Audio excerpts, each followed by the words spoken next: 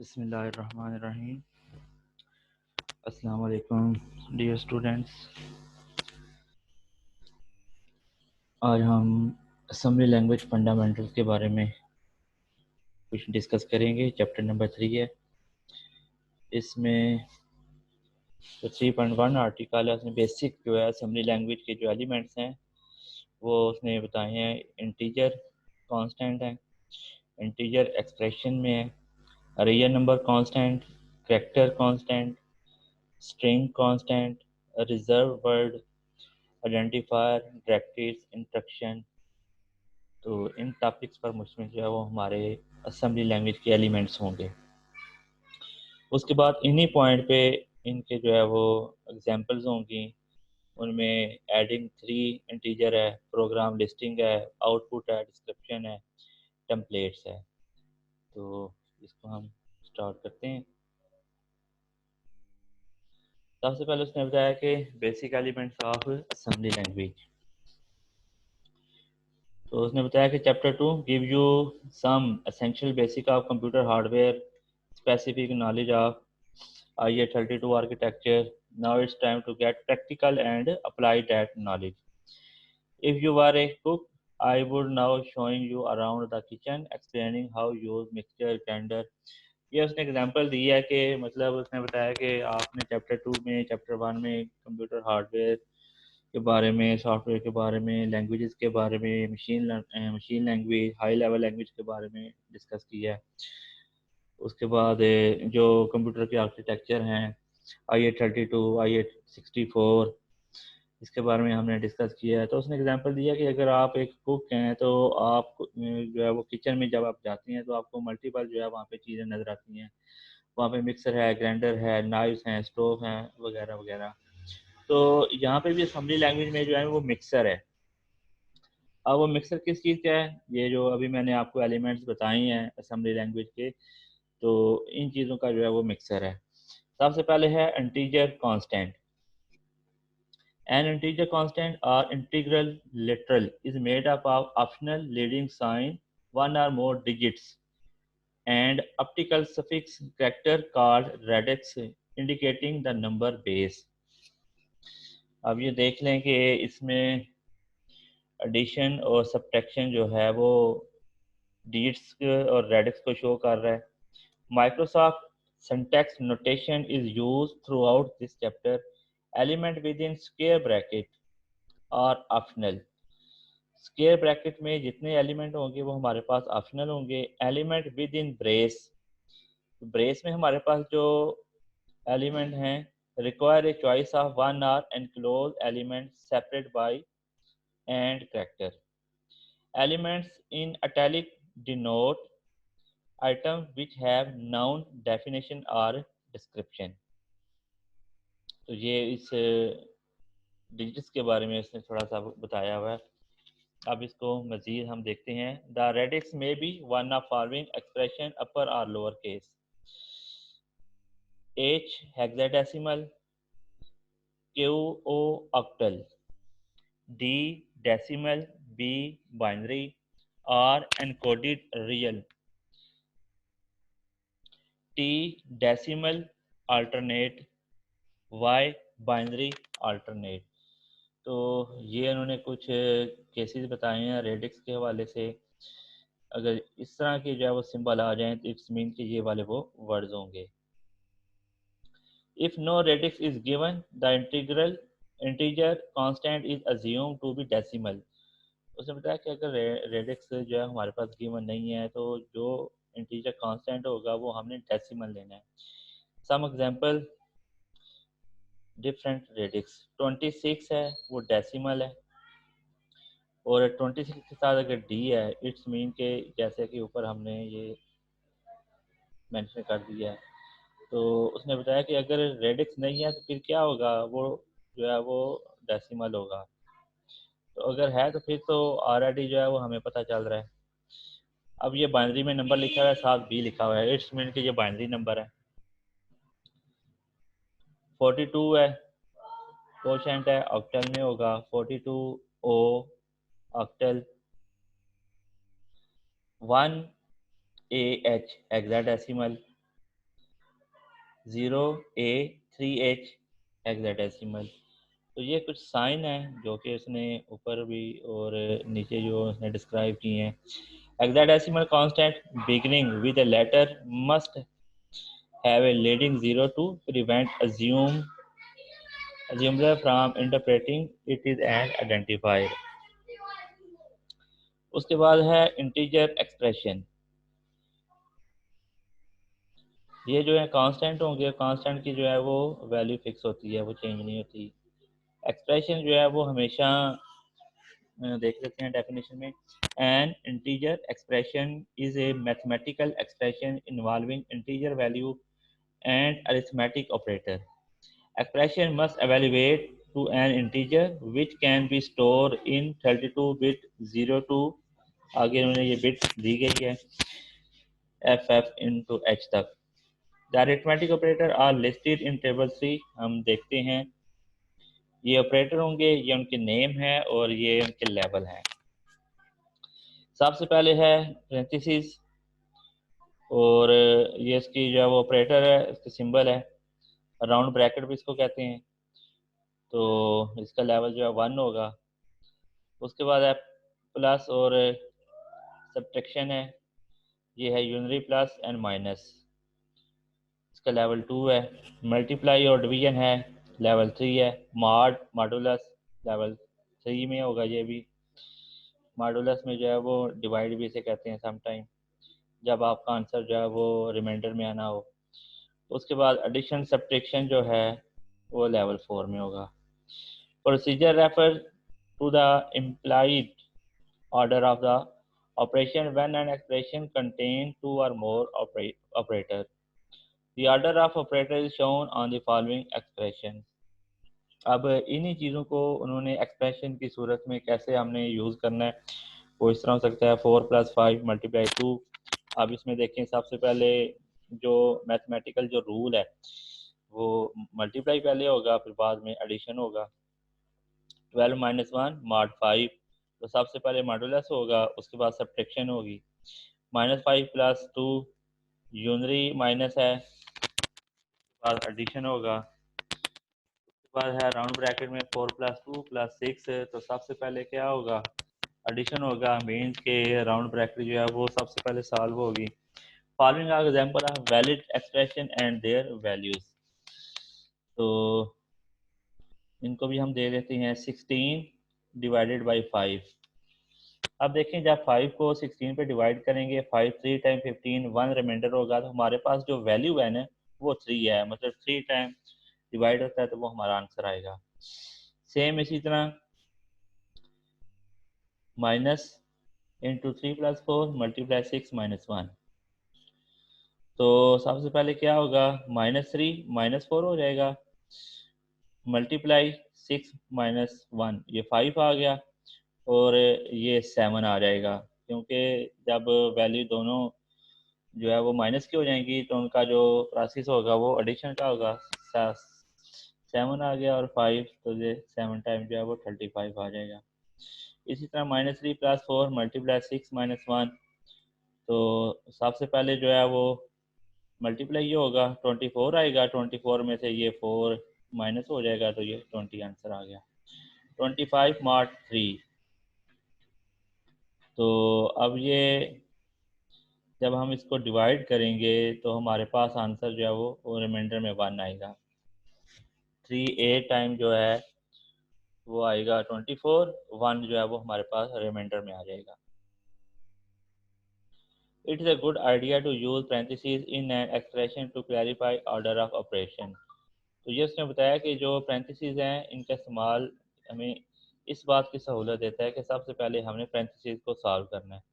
Then you don't have to remember the procedure rule। जब आप parentheses लगा देंगे तो फिर आपको जो है वो किसी किस्म की परेशानी की जरूरत नहीं होगी। नेक्स्ट है real number constant. There are 2 type of real number. ये एमसीक्यूज में, शॉर्ट क्वेश्चन में, फिलिंग द ब्लैंक्स में, मतलब ये चीज़ आ सकती है। Decimal real and encoded hexadecimal real.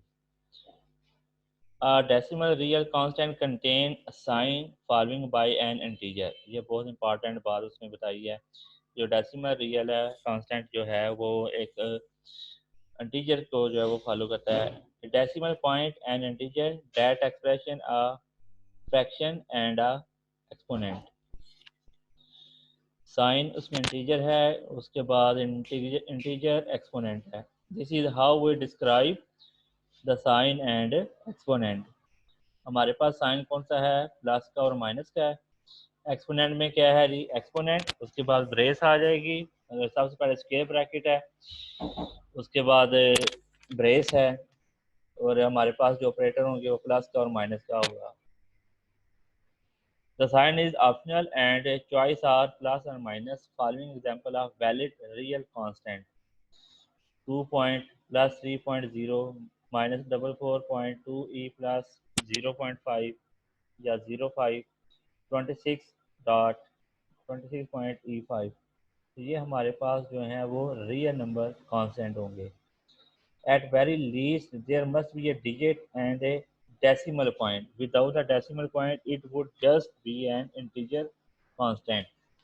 अब ये बात समझने वाली है, ये ध्यान से फिर देख लें। उसने बोला कि at a very least there must be a digit and a decimal point, मतलब एक डेसिमल पॉइंट है, जैसे कि 2.0 3.0। Without decimal point it would be just integer constant.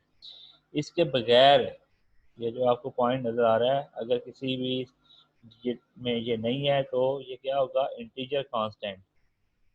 तो अगर ये अवेलेबल है तो ये डेसिमल पॉइंट होगा, ये बात याद रखनी है।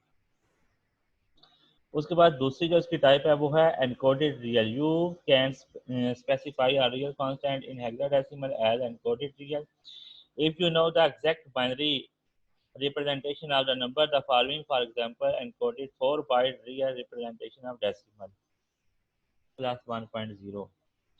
तो उसने बोला कि हमारे पास जितने भी इनकोडेड जो हेक्साडेसिमल में नंबर होंगे वो इस तरह लिखे जाएंगे। We will delay the discussion of IEEE real number from format until chapter 17 store on the book CD-ROM। तो उसने बोला कि हमारे पास चैप्टर 17 है, उसमें इसको हमने डीपली जो है वो डिस्कस किया हुआ है। तो अभी हमने जो पढ़ना है वो इस कंसेप्ट के हवाले से पढ़ना है कि एनकोडेड रियल नंबर ऑफ क्या है। उसके बाद है कैरेक्टर कांस्टेंट, जिसमें कैरेक्टर आ जाए वो कांस्टेंट हो गया। Character constant is single character can close is either single or double quotation. द assembler converts it into binary ASCII code matching the character. Example are A, D, C, B up to so on. Complete list of ASCII code is printed on the inside back cover of this book। तो ASCII code तो मैंने भी आपको जो है वो slide में send भी किए थे, तो उसके मुताबिक आप ये देख लेना कि ए के, अगर आप मैंने आपको एग्जांपल दी थी ना कि अगर आप कीबोर्ड से जो है वो ए टाइप करते हो तो इट्स मीन कि उसकी बैक एंड पे जो है वो 65 जो है वो एक नंबर टाइप होगा। 65 को फिर बाइनरी में कन्वर्ट करना है, तो फिर वो जो मतलब बिट आएगी उसमें वो हमारा डाटा जो है वो कंप्यूटर को जो है वो अंडरस्टैंड होगा। क्योंकि हम ए टाइप करते हैं तो कंप्यूटर को ए की तो समझ तो नहीं आएगी ना। तो ये तो है हाई लेवल लैंग्वेज। तो हमने तो काम करना है, मतलब कंप्यूटर ने तो काम करना है मशीन लैंग्वेज में, लो लेवल लैंग्वेजेस में। तो इसके लिए हमें जो है वो आस्की कोड यूज़ करते हैं। तो ये जितने भी मतलब सिंबल हैं इन्हें कैरेक्टर कांस्टेंट कहते हैं। स्ट्रिंग कांस्टेंट वो होते हैं जिसमें कम्बिनेशन ऑफ जो है वो कैरेक्टर हों। A string constant is a string of character enclose in either single or double coat. या सिंगल होता है या डबल, जैसे ए बी सी ये कम्बिनेशन ऑफ कैरेक्टर है। अगर सिंगल भी हो तो फिर भी उसको स्ट्रिंग कांस्टेंट बोलेंगे, लेकिन ये याद रखना है कि इसमें डबल और मतलब सिंगल कोशेंट भी हो सकता है।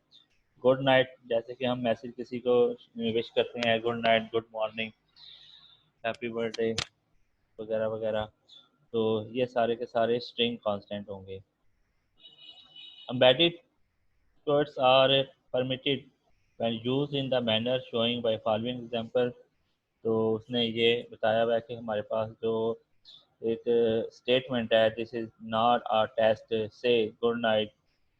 तो इस तरह के जो भी हमारे पास कोटेशन होंगी ये सारी के सारे स्ट्रिंग कांस्टेंट में होंगी।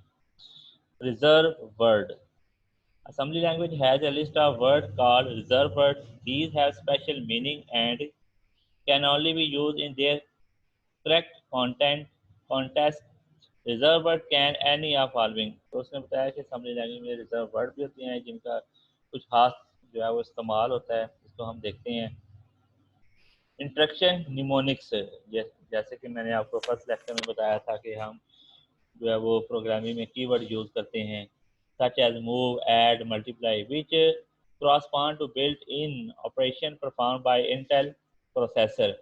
तो हमने प्रोसेसिंग में ये चीज़ ऑलरेडी पहले से मेंशन की हुई है, उसको सिस्टम को हमने बताया कि जब MOV मूव टाइप करें, मतलब मूव जो है वो एक कंप्लीट वर्ड है, उसका निमोनिक्स है MOV। तो इसमें क्या होगा, डाटा हमारा मूव होगा। ADD इट्स मीन एडिशन है, तो कंप्लीट वर्ड एडिशन है। की वर्ड जो होगा हमारा ऐड होगा, इट्स मीन कि हमने दो नंबर को ऐड करना है। तो ये हमारे पास रिजर्व वर्ड होते हैं, इनका खास जो है वो मतलब एक मकसद होता है, इनका खास एक इस्तेमाल होता है मतलब असेंबली लैंग्वेज में। Directive which tell MASM how assemble program, जो डायरेक्टिव होती हैं जो हम यूज़ करते हैं, उसमें ये होता है कि मैजअप जो होता है वो बताता है कि हमने प्रोग्राम को कैसे असेंबल करना है, चीज़ों को कैसे हमने इकट्ठा करना है। Attribute which provide size use information for variable operand, example are byte है, वर्ड है। मतलब जब हम कोई एट्रीब्यूट शो करते हैं तो हमने ये बताना होता है ये वर्ड में है, डबल डबल वर्ड है, या बाइट में है, या किस साइज में जो है ना वो उसका हमारी जो इंफॉर्मेशन है वो सिस्टम में जो हम यूज़ कर रहे हैं प्रोग्रामिंग में। Operator use in constant expression, हमने कौन सा ऑपरेटर जो है वो एक्सप्रेशन में यूज किया हुआ है। प्री डिफाइंड सिंबल है such as at data which return constant integer value at assembly time. तो एट डाटा इसमें जो है वो एक कांस्टेंट इंटीजर जो है वो हमारे पास जो होता है। उसके बाद है identifier. And identify the program programmer chosen name, मतलब एक हमने प्रोग्राम को जो है वो नेम जो है वो सेलेक्ट करना है। It might identify a variable constant procedure or a code label. Keep the following in mind when creating, जब हमने आइडेंटिफायर को जो है वो इस्तेमाल करना है तो इसके लिए ये चीज़ें याद रखनी है। They may be contain between 1 and 247 character. तो जब हमने आइडेंटिफायर जो है वो फॉलो करने हैं तो इसमें ये उसकी रेंज है। They are not case sensitive, the first character must be either a to z smaller में या कैपिटल में, अंडरस्कोर में, ये वाले वर्ड जो है वो यूज होते हैं। सब सीक्वेंस कैरेक्टर में आल्सो भी डिजिट्स डिजिट्स के तौर पे। And identify can not be same as similar reserve word. अब ये बात याद रखनी है कि ये जो आइडेंटिफायर है ना, ये रिजर्व वर्ड नहीं है, इनका एक खास मकसद है, ठीक है, ये और चीज़ है।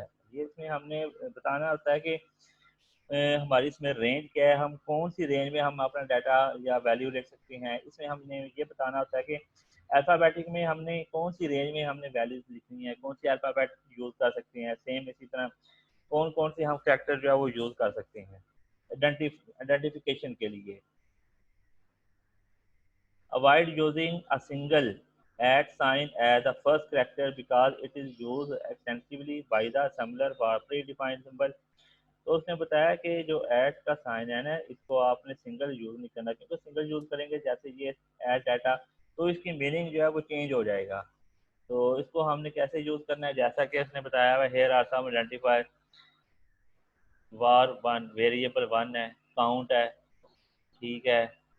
उसके बाद है डॉलर फर्स्ट है, underscore main, max maximum, open file, open underscore file.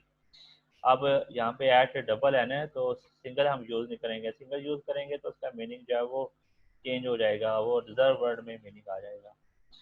उसके बाद है एक्स वैल्यू है, अंडरस्कोर 1 2 3 अप टू 5। तो ये कुछ एग्जांपल हैं जो उसने बताई हैं आइडेंटिफायर के हवाले से। उसके बाद है directory.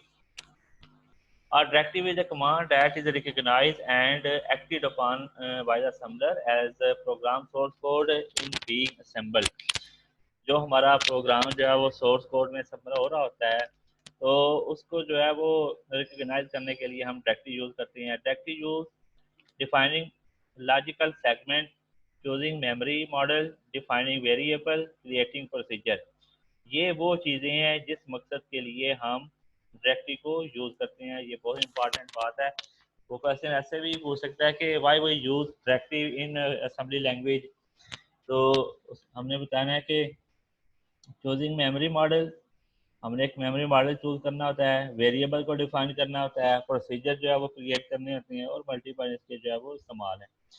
Directories are part of the similar syntax but are not related to the Intel instruction set। ये हमारे पास एक syntax है, लेकिन ये Intel instruction set से related नहीं है।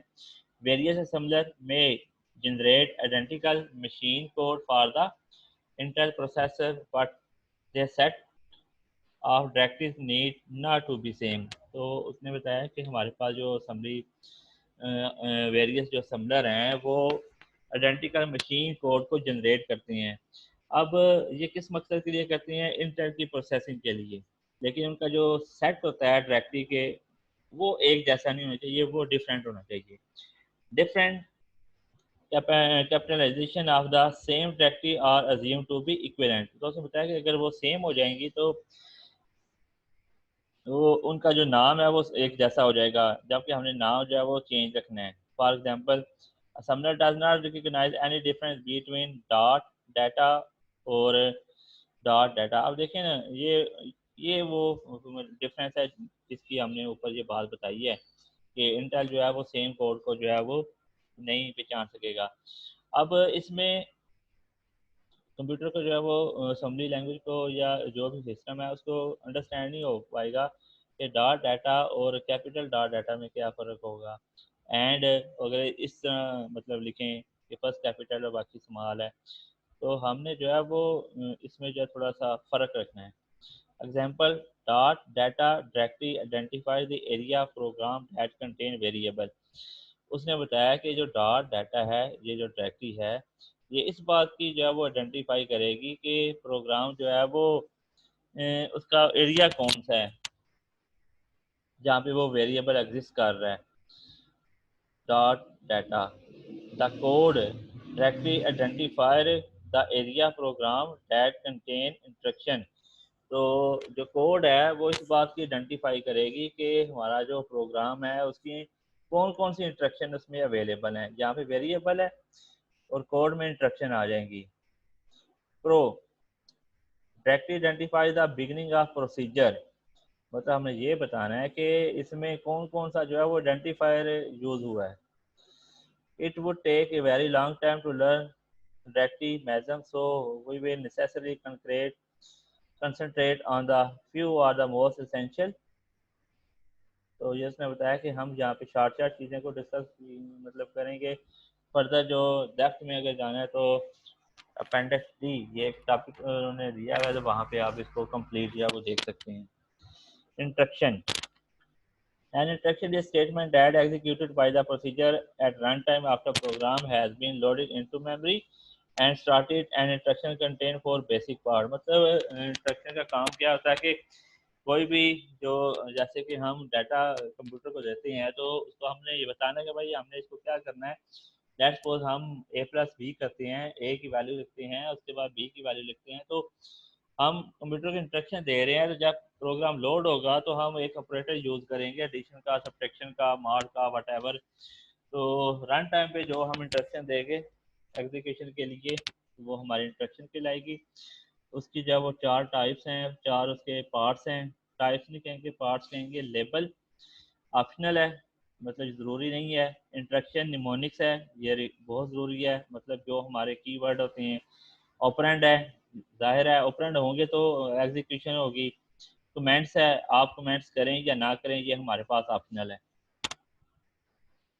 सोर्स कोड लाइन में consist of only of label or comments.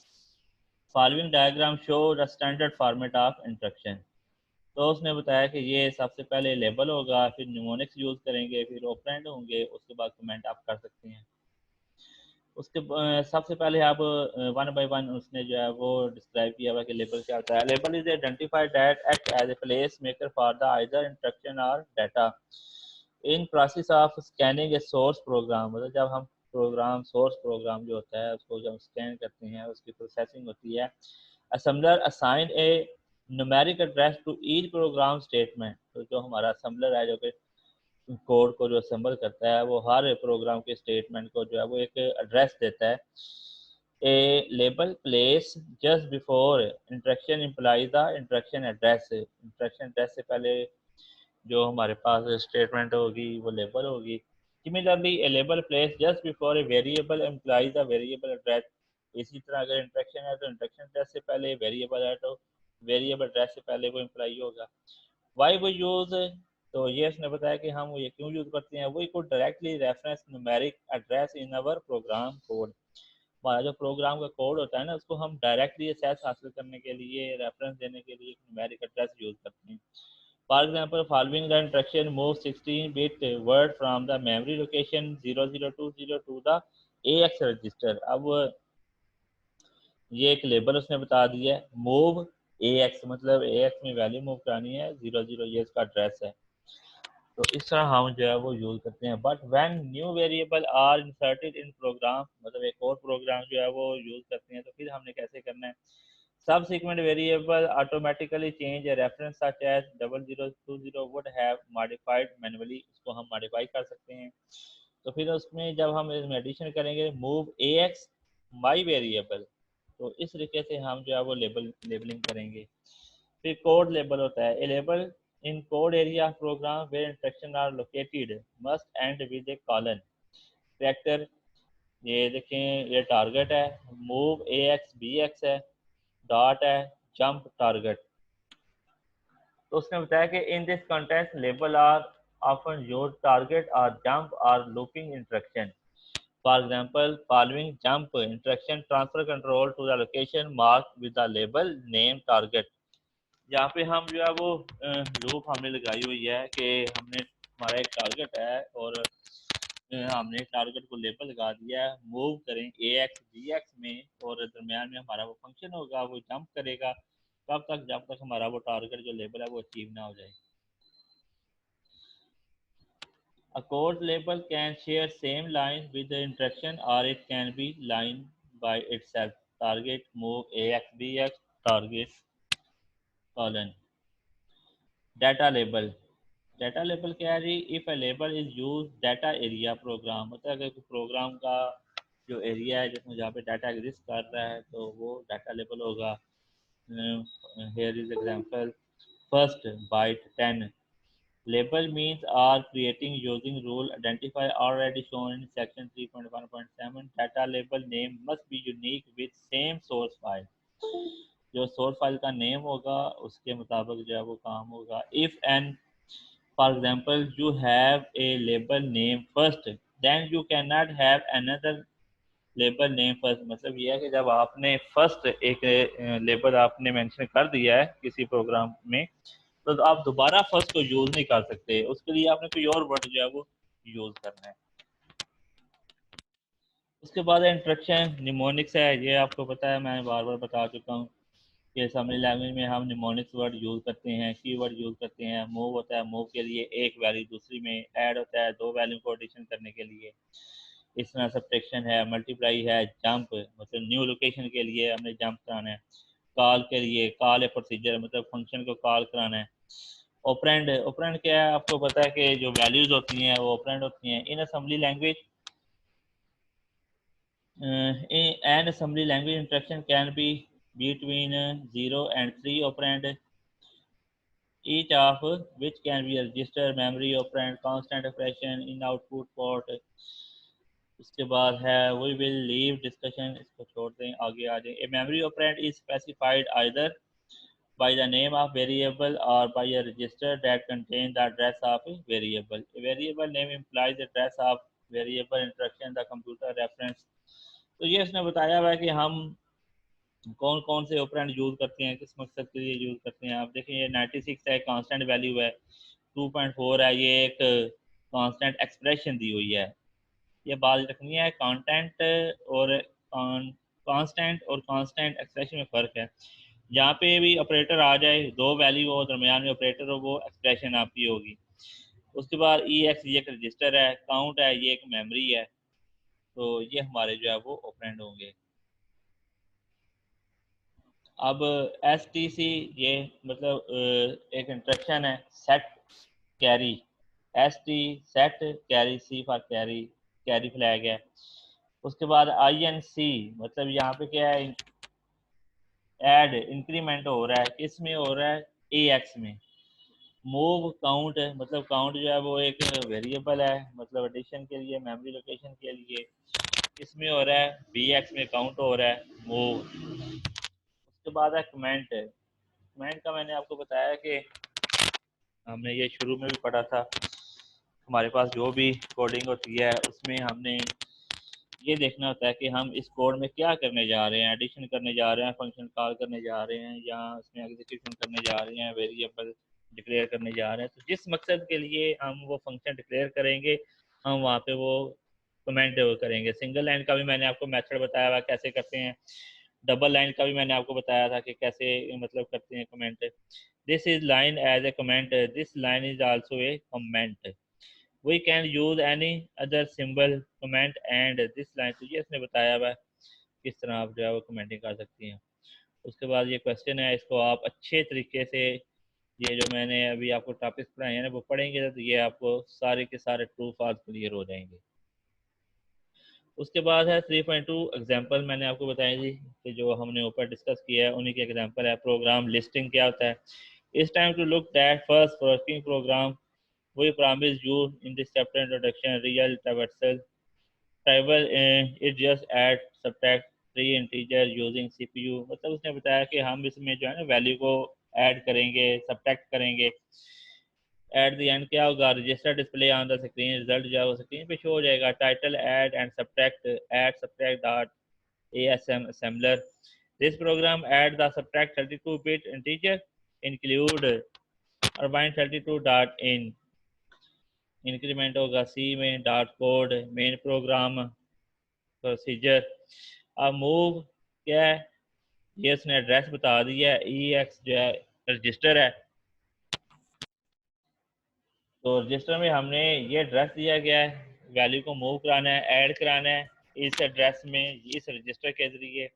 फिर सब्ट्रैक्शन होगी, ये मतलब एड्रेस होगा, ये रजिस्टर होगा, फिर हम कॉल करेंगे डम रजिस्टर डिस्प्ले रजिस्टर, मतलब जो रजिस्टर जिसने वर्किंग करनी है। उसके बाद एग्जिट है, मेन एंड हो जाएगा और हमारा प्रोग्राम जो है वो एंड हो जाएगा। अब उसकी आउटपुट क्या होगी, इस तरह उसकी आउटपुट जो है वो शो हो जाएगी। Following snapshot of program output generated to call dump register procedure. First two row show the hexadecimal value, ये हेक्साडेसिमल वैल्यू हैं 32 बिट की।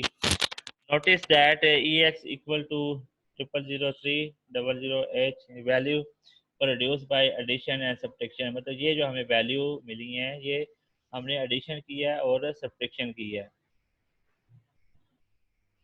प्रोग्राम डिस्क्रिप्शन मतलब इसमें जब हम प्रोग्राम करते हैं, टाइप करते हैं कोड, तो उसमें डिस्क्रिप्शन का क्या मतलब होता है। Let go throughout the program line by line. In each case, the program code appear before the explanation। title है, addition है, subtraction है।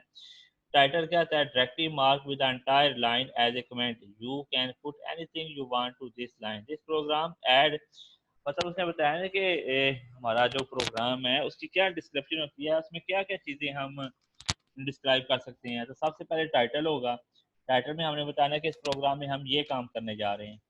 All text in the right semicolon is ignored by assembler, we use it for comment। उसने बोला है कि semicolon अगर आप नहीं डालेंगे तो आपका जो assembler है वो उसको इग्नोर कर देगा।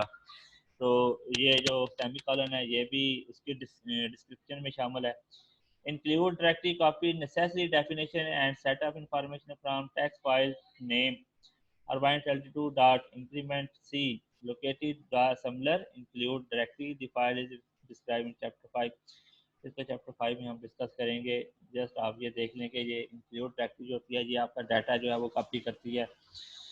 उसके बाद है कोड डायरेक्टरी कोड के बारे में हमने पीछे पढ़ चुके हैं। The code directly make the beginning of the code segment where all executable statement in a program are located. हमारे पास जितने भी स्टेटमेंट हैं जो कि एग्जीक्यूटेबल होती हैं वो कोड में हम लिखते हैं।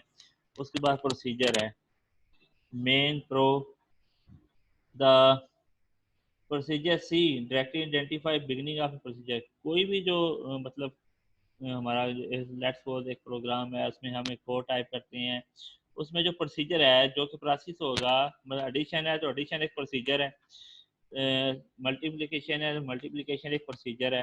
तो उसके स्टार्ट में जो है वो ये वाली डायरेक्टरी आएगी मेन प्रो। मतलब एक प्रोग्राम में उसके जितने भी पार्ट्स हैं उसको हम डिस्क्रिप्शन कहेंगे। तो ये सारा उसने बताया हुआ है कि मूव का मतलब क्या है, ऐड का मतलब क्या है, सब्ट्रैक्ट का मतलब क्या है, सब्ट्रैक्ट इंस्ट्रक्शन क्या होती है, कॉल स्टेटमेंट क्या होती है, एंड एग्जिट का मतलब क्या है, मेन एंड का मतलब क्या है। तो ये चीज़ें आपने जो है उसको अच्छे तरीके से रीड करना है। And directly mark the last line program भी असम्बलर, यहाँ पे प्रोग्राम असम्बल हो जाता है। Identify name program startup procedure procedure that start from the, मतलब यहाँ पे एंड डायरेक्टली मीन के प्रोग्राम यहाँ पे असम्बल हो गया कंप्लीट। फिर उसके सेगमेंट आते हैं, program are organize around the segment, उसके जो है वो पार्ट्स होते हैं।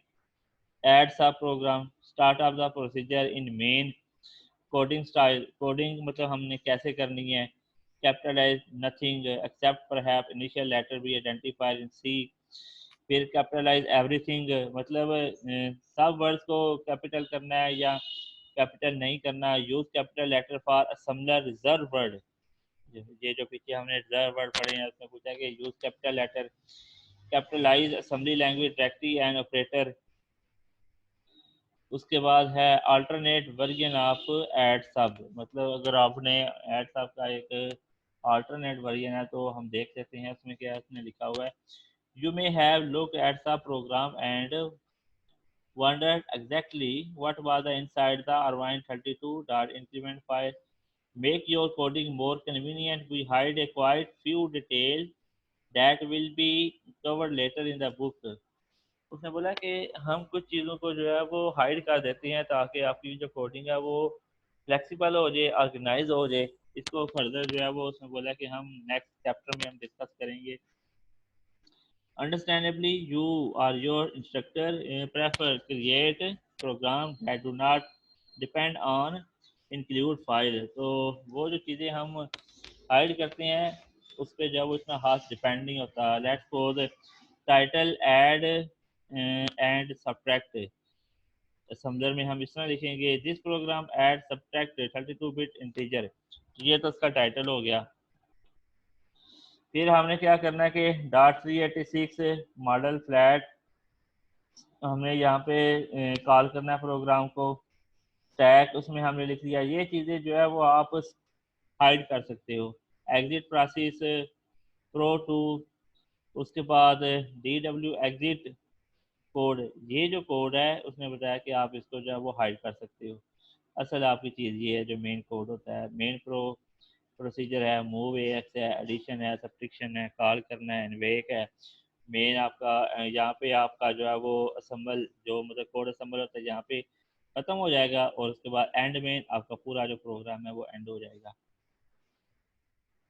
तो ये उसने बताया, इसको आप देख लीजिएगा। उसके बाद आप प्रोग्राम टेम्पलेट्स कि आप प्रोग्राम किस तरह उसके टेम्पलेट बनाते हो।